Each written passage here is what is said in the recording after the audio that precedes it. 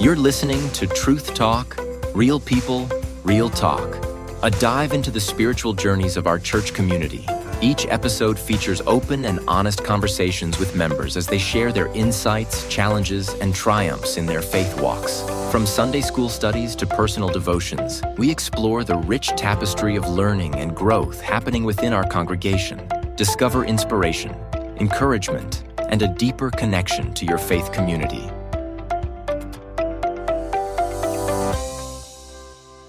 Hello.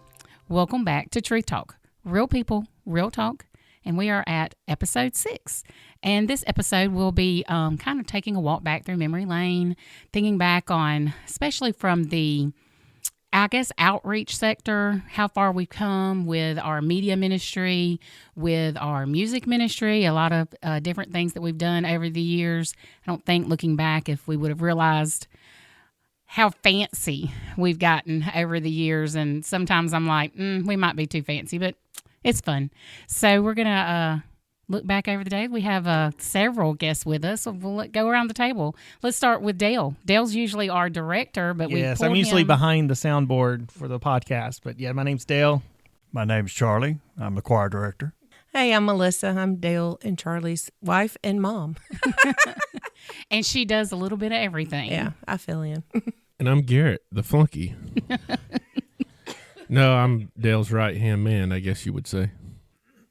Of course, I'm Mandy, who is, again, whatever our creative minds come up with, whether it's my mind or Dale's mind or our preacher's mind. Or You're the one to keep me in check. So are we going the right direction with it? That's right. Me and Dale tag team, like on a lot of our social, especially the outward-facing things that are a little bit more community-oriented.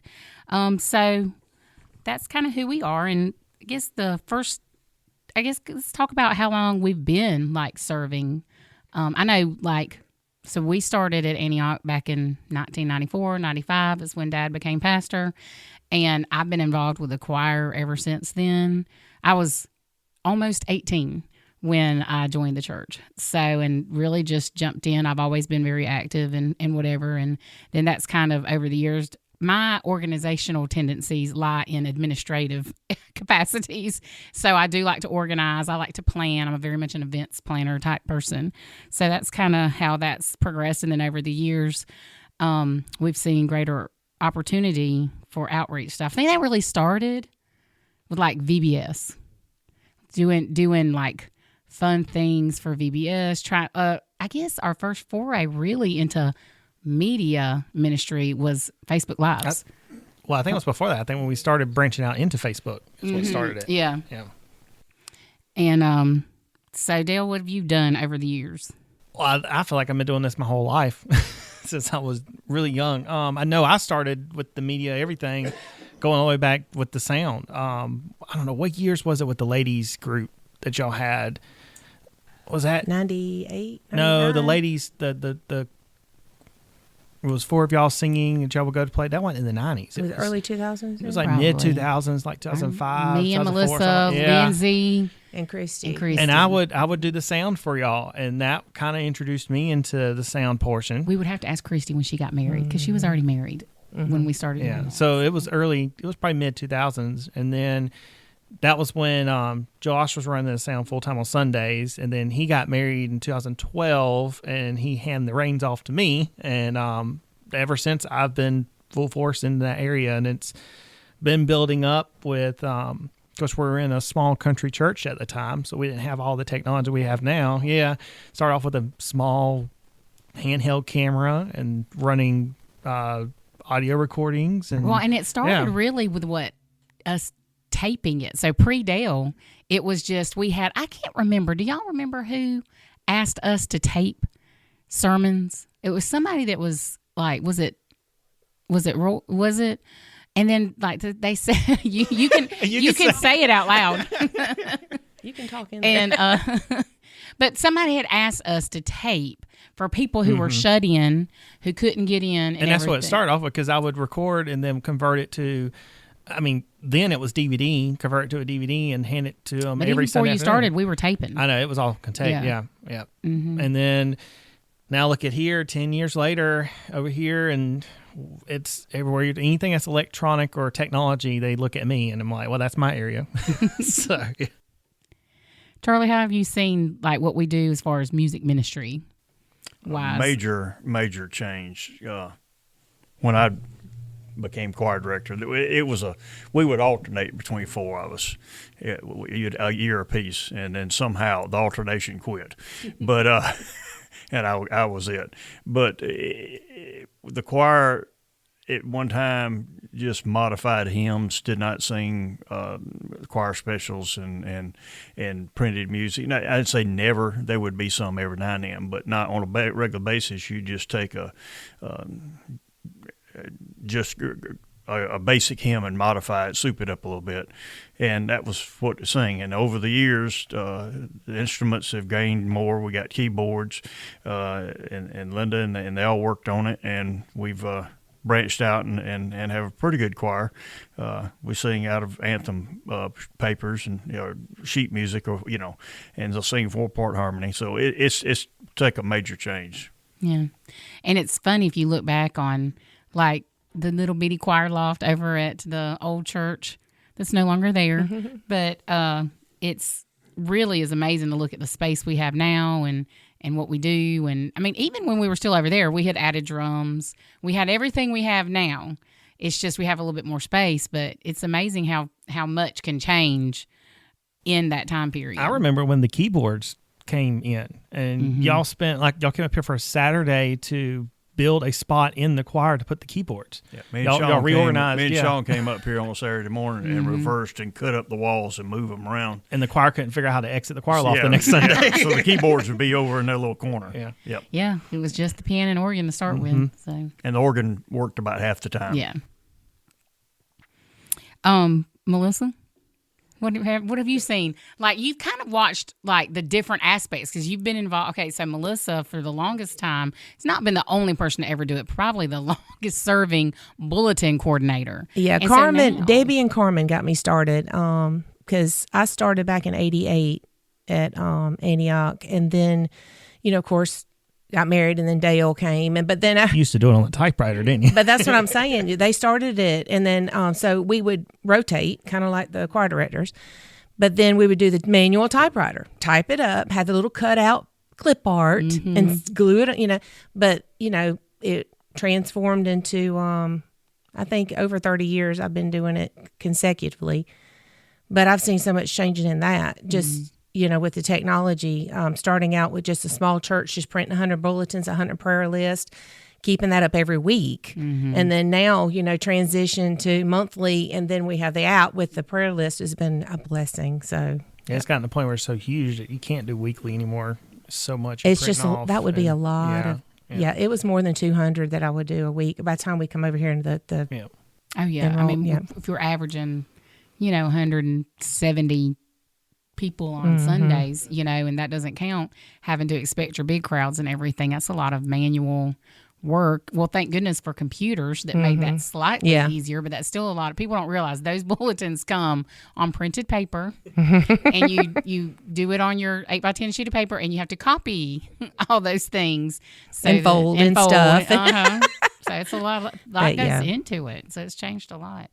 Well, the newest member here of this group at the church, and so you entered, Garrett, when a lot of this stuff was going. Did y'all join before COVID or after COVID? It was right after COVID. Y'all tricked us. So it was called Bible school. We started at Vacation Bible School, and my wife said, hey, is there anywhere I can help? And Mandy said, oh, yeah, of course. So we joined shortly after that. I don't know, 3-4 years ago. And then Dale was kind of doing it by himself because I guess other people had helped him a little bit and they'd moved on and went somewhere else. And I saw Dale just spinning his wheels the whole time, and I was like, hey, Dale, I'll help you. I'll do anything you need me to. I mean, I can't be here 100% of the time because Dale stays here all the time. But I started helping Dale, and I mean, you get perks helping Dale because when you have concerts, you get to meet all the people before everybody else does. Just like this deal with True Song coming. I mean, we'll be at the doors, and me and Dale will meet them before anybody else does. But no, I just felt led to help Dale, and I mean, I grew up in a church where my parents always worked in a church, and if you're not working in a church, you need to. It'll open your eyes of what goes in it. Yeah. I can remember. I know that Daddy was preaching on Daniel when Garrett and Kayla started because that was the morning. The longest. Daddy decided to read the book of Daniel. The first whole book. and the last time, and I'll never let him forget that, because when he says, "Hey, we're gonna read this book," and I say, "Hey, you sure?" And then he points at me, and it's the inside joke because we like to cut up. Oh yeah, that is what is the blessing from becoming active in church. You get to know people on a much different level, and you get to really build relationships there that, if you're just coming to just sit there, you're yes, that doesn't mean that the Lord won't work on your heart or anything, but you're missing part of the blessing of corporate worship if you don't become involved. And that's why we're always telling people, get involved. And I think we've seen a growth of that involvement over the past couple of years. And everybody, I mean, here today, this is not everybody that we have. I mean, we have a bunch of areas in the church that are looking for volunteers that you can volunteer for. Yeah. I mean, you got all different aspects. We're always doing different things. I think we probably have more programs, not necessarily media and tech, but just programs, activities running now than we've ever had before. We've got some really intentional steps being made to keep people connected, to make sure they feel part of a church family, so that we can, go out and, put forth what is the job of the Great Commission, to give something. You see it in our media because we use our stuff as advertisement and as a way to let people know what we're doing. So you see a lot of interaction, especially those of us who admin our social media and stuff like that. You see how much interaction there is, and that people are looking for that. They're craving that sense of community. And I think that's what things like this, whether your involvement, whether that be in the media side, the music side, the education side, like VBS or any of the activities like the men's breakfast or the ladies' lunch or anything like that, you really just get a chance to dial in with folks, and it's really. And word of mouth only gets so far. I mean, so this attention getting, you get that, they grasp that, they see what's offered, and then that brings them in. And then once they're here, they're like, aha, this is something I've been looking for. Right. And sometimes it's people don't know they're looking for it. They're just searching. And I think that's the point of being, the Bible tells us we have to be eye-catching and engaging, but we don't lose what we're here for. And I think that's one of the things that is unique to a true Bible-believing church. Is like you can go to a lot of churches that have lots of activities and they have lots of fun, and they do different things, but there's something missing. And a lot of times it's that connection to God and the Holy Spirit and the conviction that He has for you on your life that extends into those activities. And you can tell where you're meeting just to meet and where you're meeting to fellowship and that kind of thing. Dale mentioned a little while ago when you brought the little handheld camcorder so that you could record $20 or $40 handheld camera, and look at us now. We've got big cameras all over the place. Yeah, I mean that's a big. I mean, we're not in a super urban place. Anybody that's familiar with Sylvester would know that is a grand understatement. But to look at the technology we utilize, I mean, it's really come a long way, and just nobody is specifically trained for that. It's all because we have an interest in it, and so we do some self-training, some self-taught stuff. It's God gives spiritual gifts, and I fully believe that some of the things that we do are spiritual gifts, whether or not they are seen as spiritual. You look at like patience, kindness, self-control, all that kind of stuff. Yes, those are spiritual gifts too, but those are like fruits of the Spirit, though, kind of spiritual gifts. The other things are the things that you have, that your talents and everything that you use for ministry. What Dale, what sparked your interest in that type of in the media center. Oh, and this goes back. I gave a testimony about a couple years ago in front of the church, and I said, all this media stuff started when I was born. When I came out, there was a camera in my face.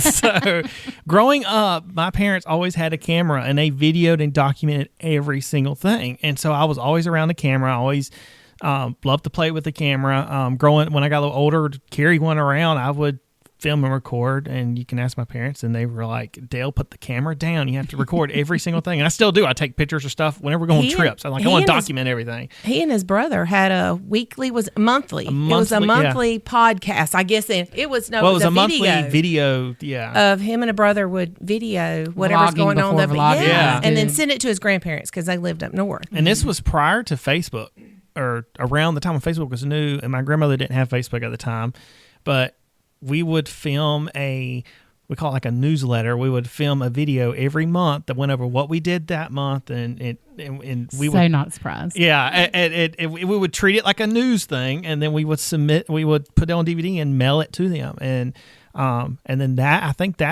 was when I started learning the editing technology and then all that, how that works in the software, and I incorporated that into the church around that time because I was like, I could use this in the church. Mm-hmm. I can film things and edit them and send them to people who need them. And I think that's around the time when we started doing them here at the church, and that's where I donated a lot of the equipment too. At the beginning was we stopped doing it, and I was like, hey, I'm not using this stuff anymore. Let me just donate to church and use it there. And we've been using it, and of course we've been upgrading throughout the years. Now. We got our YouTube page. I want to say it was around 2016 is when we actually started posting services on YouTube. And that wasn't one of no, I'm sorry, I'm thinking Facebook. Facebook. We got Facebook probably around the same. No, a little earlier than that, 14 or something like that. And that was from the deacons, where one of the deacons came up and said, hey, we need to get on Facebook and let people know, hey, or post things and put announcements and stuff on that. And then in 2016 is when we branched out to YouTube. And then we couldn't do live streaming out where we're at because we didn't have the technology, the internet, and it's out in the country. There's nothing nearby to be able to stream with us. Signals are really low. And I think that helped us prepare for COVID.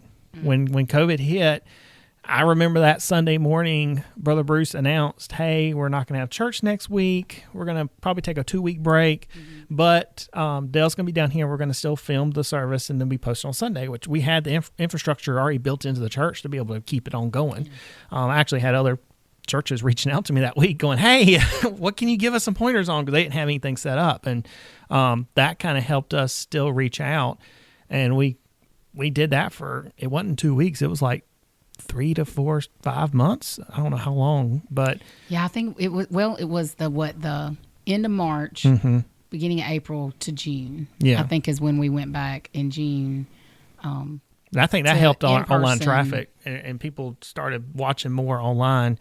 And then now look at us. This past year, we started streaming, and now we're live streaming Sunday mornings. So we're constantly growing, and it's just.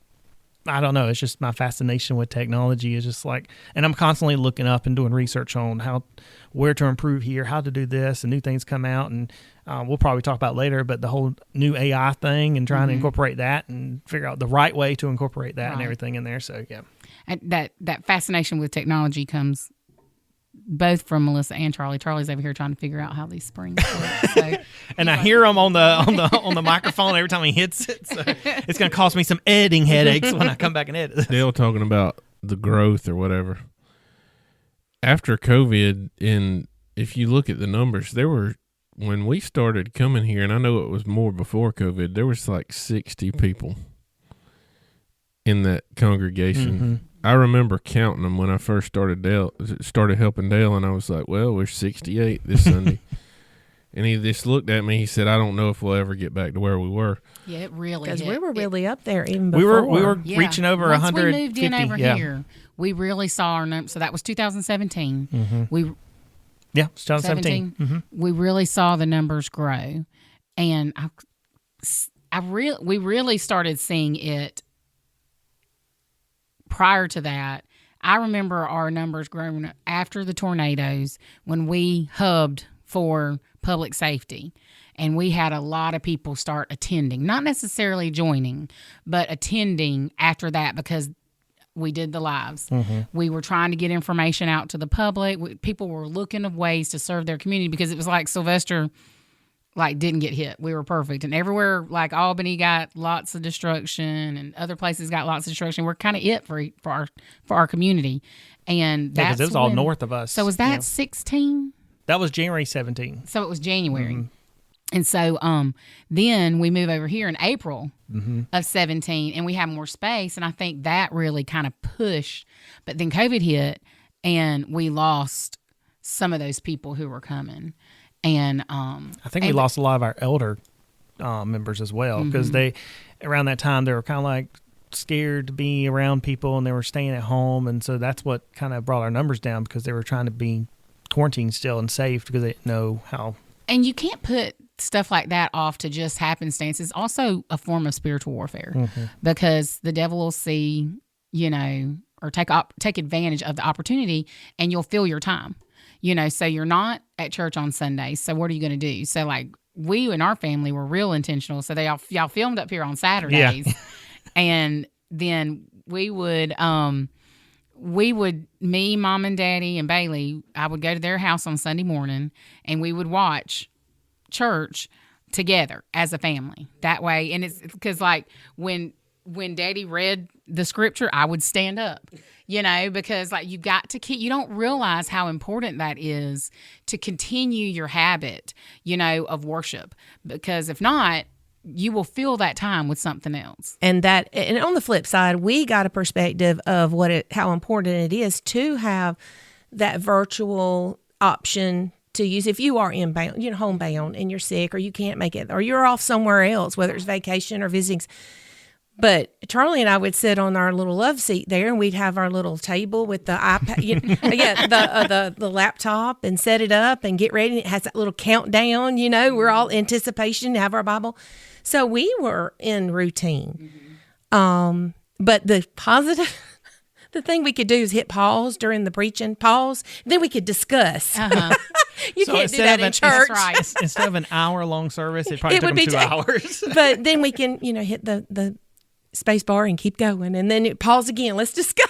That's right. But it was good. That's where when we did come back and we were able to do that Sunday night, you got a little bit of that, and incorporated that ability to interact with the message as it was being delivered, because we would do the original True Talk, yep, and the video podcast, which I have ideas about that, but we may not do videos anymore. But thank you. No, it's just too much work. The editing part is just too much work. But it really gave you an opportunity to interact with the message and get a little bit more in depth with Bible study and what is being revealed to us in the Bible. And I really think that was what was the impetus for drawing people back. And because we were deep diving, we were really talking about it on a let's look at I remember what was that first one on the patterns, like in Genesis, and we started talking about trees, and then Daddy and I took it kind of like, well, every time you see this throughout the Bible, what is it? It's pointing you, from Genesis to Jesus to eternity, and that kind of thing. So I think it's really, really what gave us a platform for the kind of expansion that we saw over that time period. I'm interested, Charlie, what you think. Dale's made us great notes here to go by. And it's talking about worship experience transformation and this decision to add screens in the sanctuary. And how do you, as the choir director, how do you feel about the screens in the sanctuary? Do you like them? Well, the plus, look, and I come from a very strong mother that despises screens because she wants to sing out of the hymn book because she wants to hear parts. And I understand that. And we tried to put the notes up there the first Sunday, and they couldn't read them. But the plus about it, the very positive about it, it gets people's heads out of the hymn book. And I look out there leading the singing, and I see people look projecting their voice up, looking to the screen, and the choir's the same way too. And it sounds so much better than them sitting there mumbling in a hymn book. And now you got some of them that's standing there like they're mad at the world. Now if we can just get people to smile. Yeah, just smile, but it projects their voice, and they look up, and it does real well. It does real well until somebody pushes the wrong button and we're on the wrong verse. I know. Or the system crashed like it did this morning. Yeah, I know, mean, and you're you waiting can for the number, tell. and you're waiting for it to go to the next screen. Yeah. And you're like, You can tell they're paying attention. At the button. or like last Sunday, Dale, you got the wrong song up there. We were doing this song. I'm like, oh, well, that's easy fix. Or it could be like today when I read the scripture and I didn't realize it. I read the scripture out of my Bible, which was a different version than what was on the screen. Don't worry, Garrett was following along. He's like, he's got a different version. And I just did not think about that when Bruce asked me to read. I didn't Yeah. think about it being different. which Daddy asked him to read 2 minutes before church started. So And because I asked him, were any big words in there? And they were not. they were not. But I do see a major difference. Is a very big plus in screens. You just got to be careful that everybody does not sing the melody. You got some harmony in there. That's the toughest thing for me as the choir. I don't need my book for the words all the time. Sometimes I need the words, especially on that third verse. You know, we know first and last verses, but I might need some help in those middle verses. But I need to know, like, where I'm supposed to be, you know, note wise. And I don't read music, but I know if it goes down, I go down. And if it goes up, I go up, you know. So Well, 90% of the choir members are just like you. That's right. My daddy was the same way. He sang bass all his life, but he played trumpet. And all he knows is the note goes up, it goes down, and he sings bass real good, and he knows it. But does he know a C from a B on the bass clef? No. It's amazing how much you'll pick up when you do like participate and when you're learning and everything and trying to make sure you're singing the right thing. And then you have people like me and Tanya who just make it up. Like we're just like, can't sing that. It's too high. We're going to bring it on down and add some harmony to this song. This is written straight melody. So, Or if you got the song that you have to go halfway through the book and then you have to turn back to another page and then you go back again, it's like you learn got to what- follow along. You learn what codas are. All kinds of stuff. I think that's the only thing that I wish, like maybe when we get our new screens, it'll be big enough we can add notes and we can we can look up there and know where we're going. I doubt it. So I'm what- gonna Do the need really bouncy big ball. screens by this point. So is there been any challenges with like adding elements with like traditional music and stuff like that, using the keyboards and the pianos? I know we don't have a drums right now, but with the new music we're that's coming looking. out, I can play them. I mean, has there been any challenges trying to incorporate new music into the worship and into the choir specials and stuff like that? Well, it sometimes some of this new music is difficult, and our musicians have to learn it, and it's just it's tough on them. They work harder than the people that sing it. They do because they have to play the right notes and do the right thing. Pushing Charlie's mic closer to him. He's sitting way back far away from him. It's people don't understand for the music to work right. You gonna know it if the music's not. You may not know it if the choir's not right, but you gonna know if the music's not right. So it is a lot of work, and I don't know that anybody gives it enough credit for how hard it is. One other thing in this contemporary type music, the men part is so high. Same for altos. It is so high. I mean, we're fixing to do an Easter special for Easter. The bass part is the normal tenor, and the tenor part is up in the G's and all that, because that's what these newer people are singing. They're singing so high, and it's tough. If you're young, that's great. You get older, your voice changes, and it's just difficult for the older people. Mm-hmm. It's definitely challenging trying to have that balance too.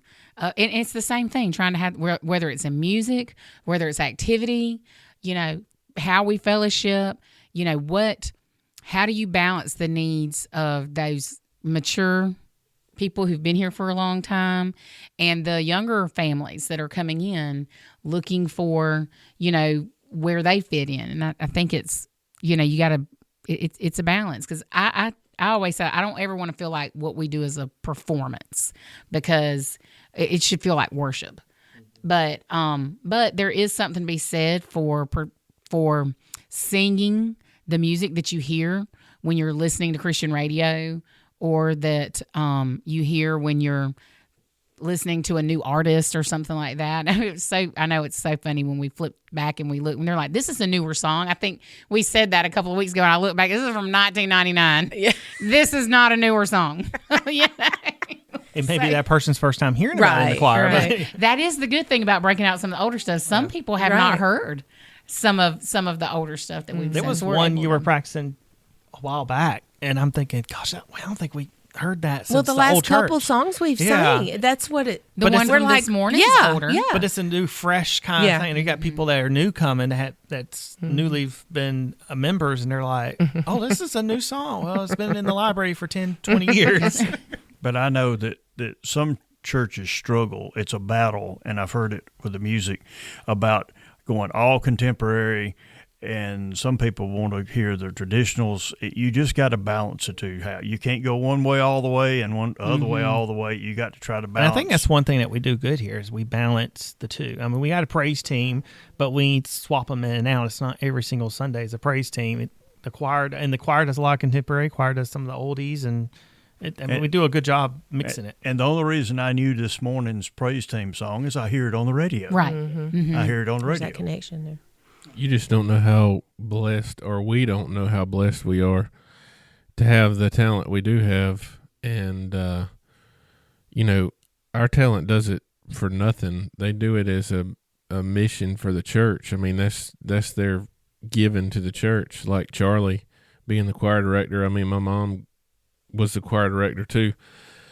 And when Mama started having issues and the pianoist passed away, I mean, that church had to go pay people to do what we're doing here. Well, and it's our backup pianist is gone sometimes because she's playing at other churches because they don't have someone filling in. So we are very blessed. Now we're trying to plan now for the eventual time when our regular players can't play anymore.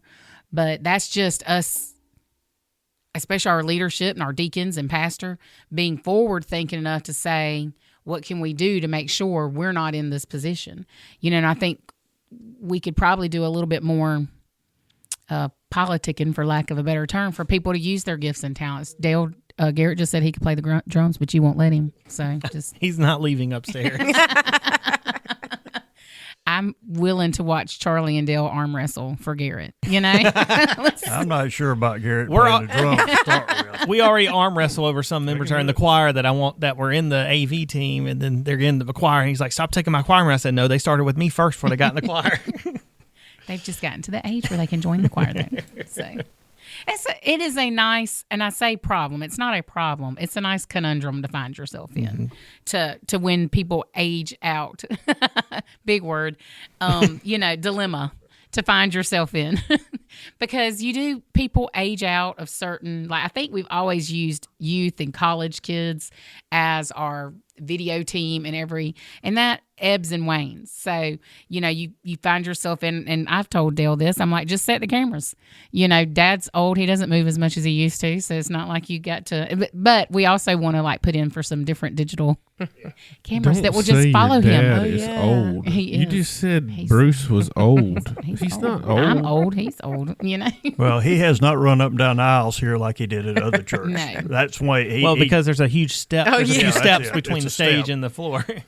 But he wouldn't, I don't think. I mean, he's just gotten to that now. He has a passion for preaching, but he's gotten older and he can't. So we are at the time where, we can do some different camera setups and everything as we find ourselves needing that fill in for as we're in between kind of now, where there's a small group who still want to do that. And that's the challenge. When you do become super technical, the challenge is making sure you keep the interest in doing the kind of task. I mean, it's not always the most exciting thing to be cameramen, making sure, because you kind of have to split. I don't like doing it because I'm a note taker. Melissa is the same way. Last week, she was something. We were talking about last like- week's sermon because she had to be on the camera, and No, she's I like, was "I just didn't take just any set 'em. notes." In my mind, I'm sitting back there, just set them. Just they'll be fine. He's not moving anywhere. He just That'll be goes the back and Sunday he forward. will move. Yeah. He's more back and forward now. If you notice, he backs up and he moves forward. He backs up. He does it side to side. He doesn't have as much a shuffle left in him. Well, the best thing about being cameraman, you see stuff back there in the back that you normally don't see. Then you get distracted. And then you can talk on the radio about what's going on. So the other But he camera doesn't person realize is. there's other people listening on the radio. It's like, Be careful what you say. You got Matt in the studio going, I'm just switching cameras. Who is this camera guy talking about? So I think that's the challenge. You kind of got on here challenges maintaining, not just the online presence, but just making sure that we can continue in the ministry that we've started. We don't want to have to, before it's right, time to change how we present Antioch to the outside world. So it really is helpful. I mean, and you think it like having all the cameras that we have, we can protect ourselves because I guess what has changed in that is us having, I don't want to promote anything, so I'm not going to say the name, but having good internet and everything and making sure we have the right speeds and all. So, but that's the technology that gives us, did you see how many people were watching this morning? Did you note it? I know you texted us last week. And you want to know how to get Dale to jump up and down? I have about 15 people watching. I don't know what happened last week. We had like 14 or 15. I don't know. I think you said it was like 15 It was the people most we've watching had. online. Dale online. started running laps upstairs. Hey, we got 15 people watching. Yeah, man. I don't know. There was like 5 this morning. But there's always 4 or 5. You got your normal. There's some I see on there that's your constant ones that you see every Sunday. That's on there is watching. There's the ones that live far off or anything that wants to chime in. Some of those are my family in Texas. But then you see ones that you're looking around, you're going, where's so and so? And then next thing you know, you look on the who's watching the lives, and you're like, oh, there they are. Okay, they must be homesick or something's come up, and they're I've had home. to leave between Sunday school and church before, and there's like a good 8, like once I finish Sunday school class, because we're always after the bell rings, and there's like 8 minutes you can get out of the church and get home before we get started, and I have like rushed home. The last time was when Bailey got sick in Sunday school, and so I rushed home, dropped her off at her house, like hit the garage door opener, You're out. kicked her out, and got to my house so I could get it on the TV because I didn't want to have to watch it on my phone. I wanted to watch it on my TV, and to get going in time for you can get through announcements and all that. That's fine, but in time for you get the whole service experience then. So it, like you said, it extends the internal reach of our church so that we can really give people, a true church experience. I think one thing that's been a huge outreach is this new church management system that we purchased last year. It came with an app, and that has been a huge outreach of basically having everyone knowledgeable of what's going on and what we got coming up, and they can also visitors can download the app, look at that, and see what we're about, what they can come and attend, learn stuff. That's been a huge outreach, and I've had a lot of people comment since we started doing it. It's like I feel more connected to the church than I did before. I feel like that I the part of the app, parts of it just lets them feel like they can feel more connected to people through the messaging and everything through it. Yeah, I bet there's like 10 of us that really use the messaging. I have to, like, our Sunday school class, they're terrible. Like, I have to just text them, I'm just going to text people. And there's some people that just aren't going to use that force, but being able to know what's going on. If you can't remember, hey, when are we doing this? Oh, let me go look at our event. Or looking at the prayer requests. It's a lot about requests. usage. I mean, I'm still trying to get familiar with some of the areas I don't use often. But it's just the usage of it, and it'll be more useful to you, depending on what you're looking for. And I was very surprised with the prayer list. I don't know if you want to go on into that. We can, yeah. One of the advantages, because prior to the app, I would have emails, text, Facebook Messenger, pieces of paper. People would just give me all those different kind of ways. Face mail. Face mail. But it has really been helpful with, this app. They can just send the prayer request through that, the submission. But I was very surprised with the older adults here at the church, how many were jumped on board.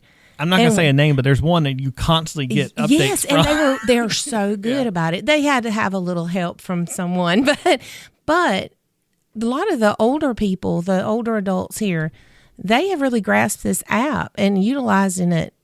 So you can't say age. You can't say, I don't know how to do it. I'm not. Even this one over here beside me, he's learned a lot with the app. My next question. Yes. Is, Charlie using the app? Oh my gosh. The music. I don't look at it very much, but I mean, I do. I look at it, but I don't do the messaging thing because I'm busy at work or something. Dale just has to get on to me and send me a text message because he says, "Hey, you didn't get that message?" Well, I'm sorry, Dale. I got my alerts turned off. But I was wondering how Charlie was doing with it because Charlie was like anti-phone text message. You used to call him. And now that he's Charlie's retired, phone he's was always dead. on his phone. I'm not. I just answer text messages and all this and pictures. and pictures and yeah. There might be a time I need you. I did tell Dale when he was sending us text yesterday to remind us for today. I was like, you might want to call Garrett. He's super busy. Yeah. And he did. And you do get bit. Sometimes I don't get anything because it's sitting over on the toolbox, and 3 hours later I go over there and I thought, oh, okay. And but I do keep it to the barn with me. I do. He listens to the choir music on it. But once he he knows the avenue to get to it, he'll always forget. Well, where do I go here? And I said, well, just it's just a habit. You're just going to have to that usefulness there. And The usage. If we can get Charlie on it, we can get anybody. Yeah, on it. well, he'll find the choir special. He'll sit over there with his headphones. We got him these cordless For his headphones, birthday, yeah. and he will sit there and he'll click it, and all you hear is him singing, nothing else. Didn't we see a video of that not too long ago? So no, a Charlie cool sitting thing in his is recliner with his singing, nothing but Charlie singing. He was just a directing. I was out of town working, and I had a guy that he plays the guitar and piano and stuff for his church. He goes to ABAC, and I'm working on him, Charlie. Don't worry. Send him west. So we're out of town, and we didn't have anything to do. And I was like, "Hey, man." We were talking about singing or something. Well, I just went and started pulling up videos of the talent we have in the church, and he was like, "Hey, those people can sing." I said, "Yeah, you come on, you can be a part of it too." But the cool thing is you can flip through the sermons and find old videos and find specials of people singing, and I think that's pretty neat.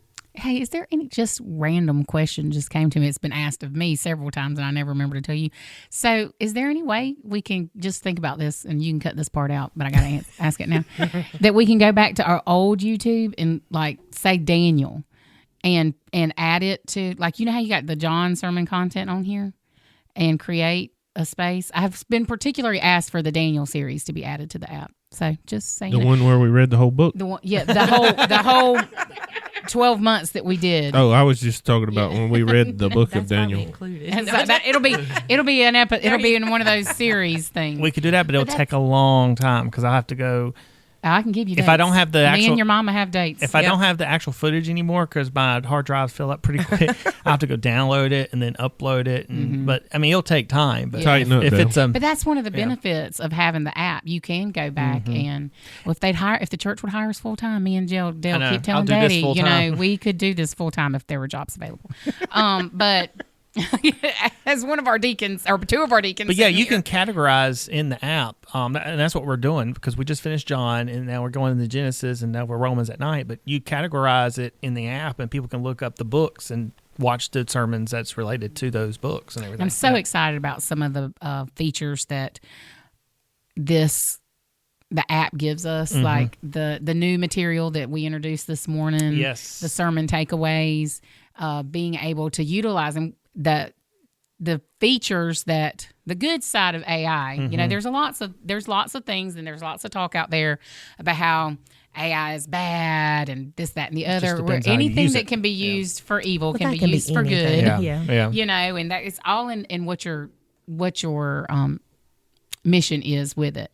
But, you know, being able to create those takeaways, the discussion guides. I mean, it's so exciting to give. I just know I've heard people talk and the members that saying that they wish they had something to further the sermon throughout the week, or they'll go home and like by Monday morning they're like, what was the sermon about? Like if they didn't take notes or something like that, or if they missed a Sunday, then go back. And that's why we did this whole reflection and this takeaway feature in the app now, where people can get those and then bring it more. And also if they want to have like family discussions with their family at home, they can bring it to I like home. how adaptable it is, because not everybody will You got have, different ones. Yeah. Right. And it's there. So when you do it, and you know, in our lives, it goes in different places. So at one point you may need a certain aspect and then another area.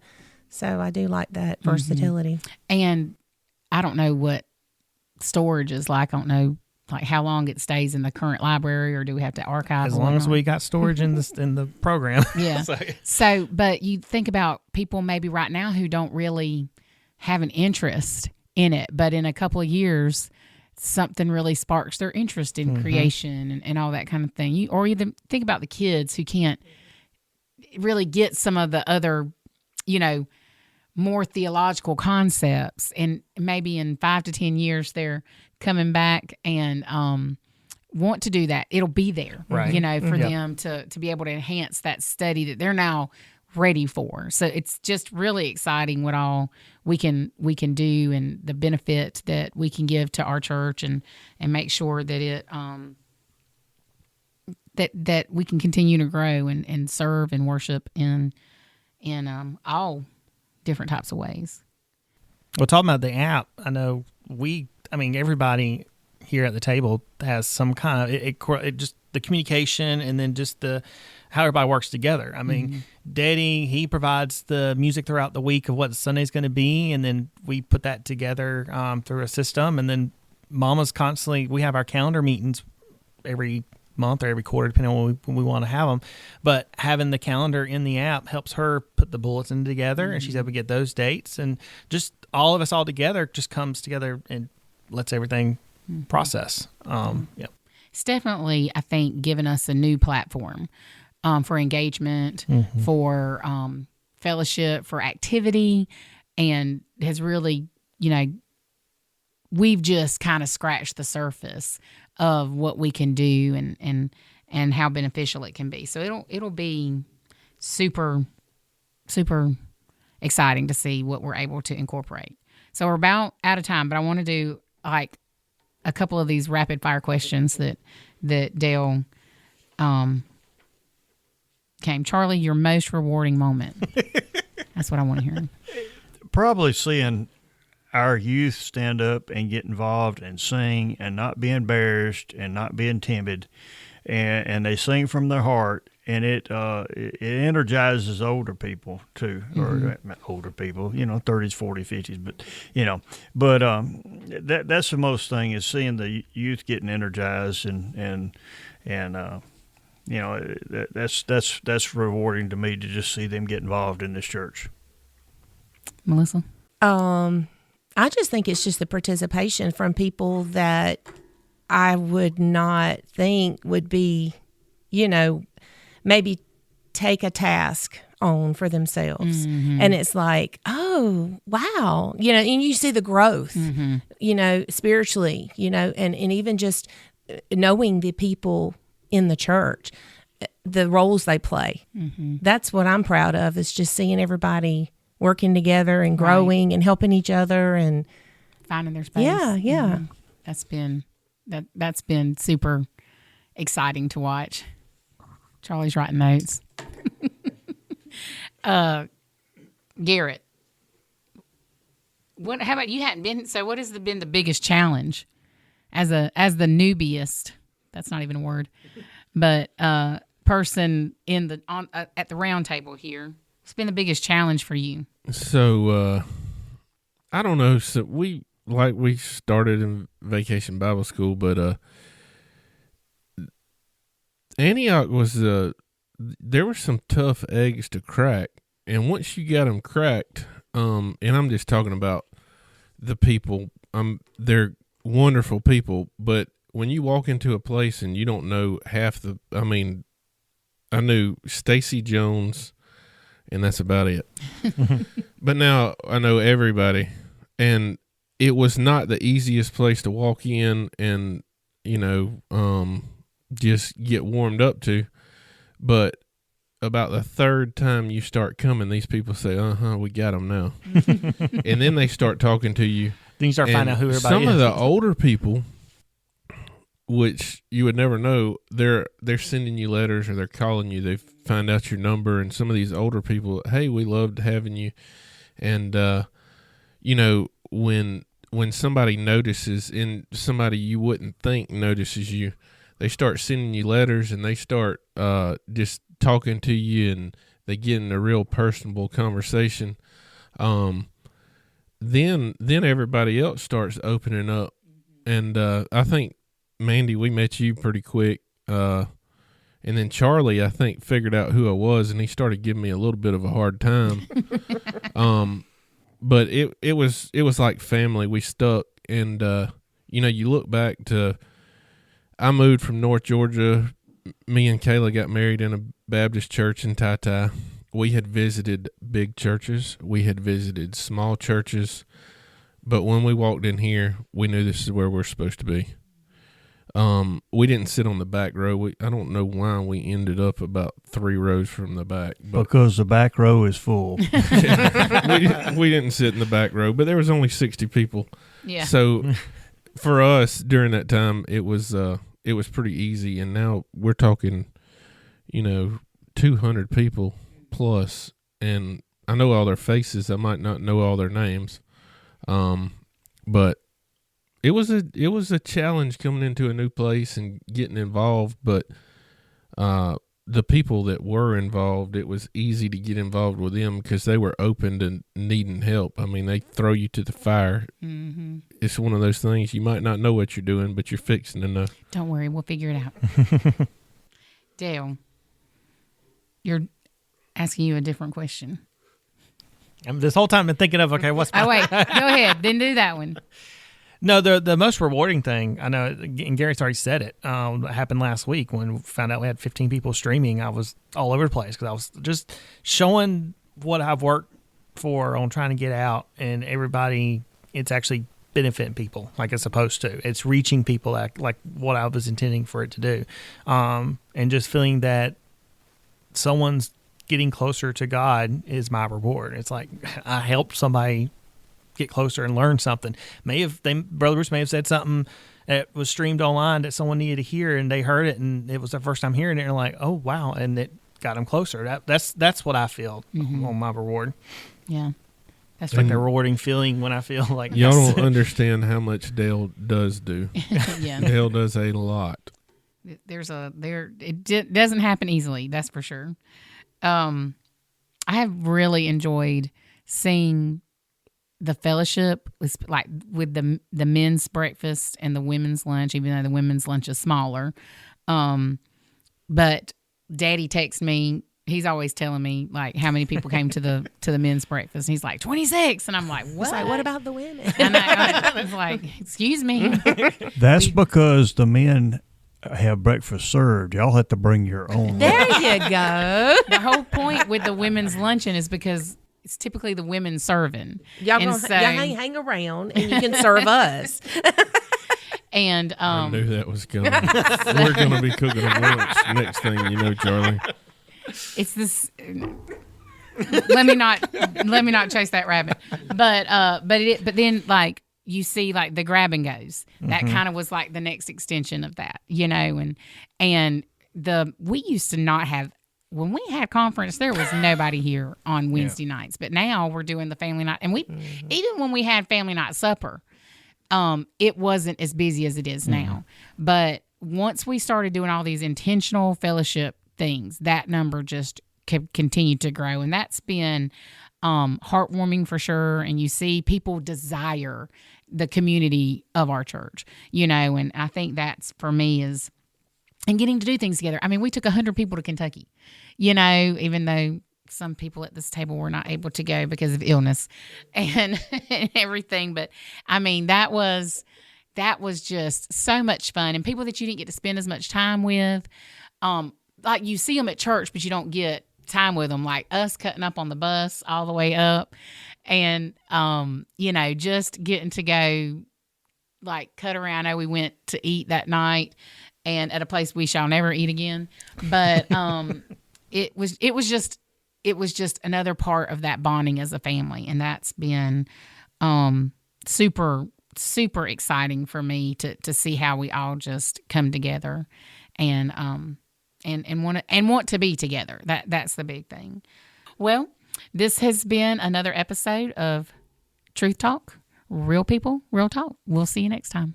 This has been Truth Talk, Real People, Real Talk, brought to you by Antioch Missionary Baptist Church in Sylvester, Georgia. We hope you join us for our next episode.